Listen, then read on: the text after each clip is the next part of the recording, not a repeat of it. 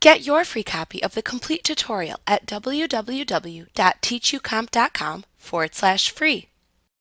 You can store information you want to set as the default values when you create a new employee record within the employee defaults in the employees list. After setting your default employee values, when you later add a new employee, QuickBooks will automatically fill in the default information from the employee defaults, so you won't need to re-enter it. All you need to do is enter employee-specific information.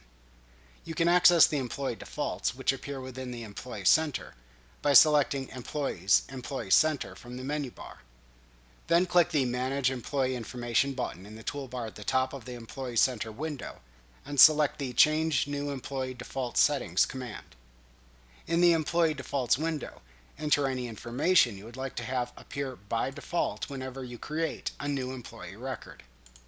You can also set default tax information or default sick and vacation time information by clicking either the Taxes or the Sick/Vacation buttons to set default values for those categories in the separate Taxes Defaults and Sick and Vacation Defaults dialog boxes.